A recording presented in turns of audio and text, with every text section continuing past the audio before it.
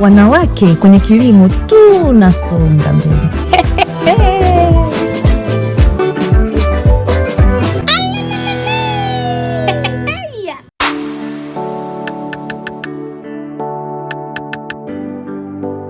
Kwa majina naitwa Glory Kivugo, ni afisa kilimo kutoka Wizara ya Kilimo.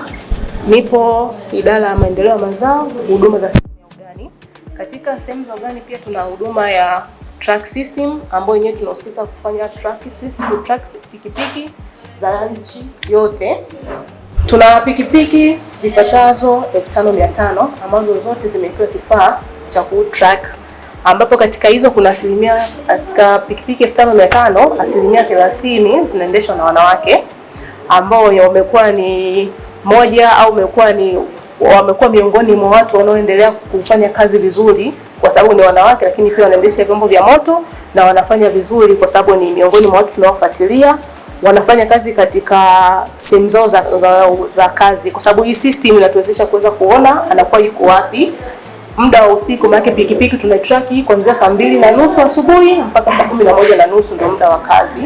Baada hapo ina maana inakuwa ni night shift. Mtu anaweza akiendesha na maana inakuwa ni nje ya muda wa kazi.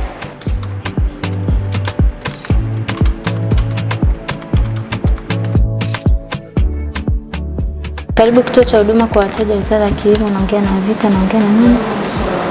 Kituo chetu kilianzishwa rasmi mwaka 2022 kwa ajili ya kupokea hoja, maoni, changamoto na maswali kutoka kwa wakulima, ila hata pia wadau wengine wa kilimo.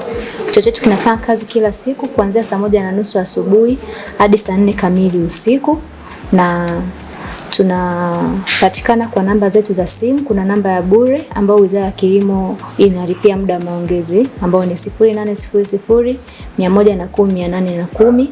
Toka kituo hichi kianzishwe tumepokea hoja zaidi ya 30,000 na mwaka wa fedha 2025/26 tumepokea simu zaidi ya 9,000.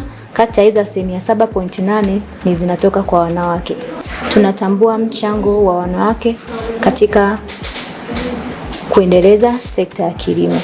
Hivyo nitoa wito kwa wanawake wote na wasichana wanaojihusisha na kilimo kutumia fursa ya mifumo ya TEHAMA ikiwepo kituo chetu cha huduma kwa wateja kupata ushauri wa kitaalamu, kuwasilisha hoja ili kuongeza tija katika uzalishaji na kuchangia katika maendeleo ya sekta ya kilimo tunapotekeleza dira yetu ya mwaka 2050. Ninawatakia heri wanawake wote tunapoelekea siku ya wanawake duniani. Kina dada wote msilale.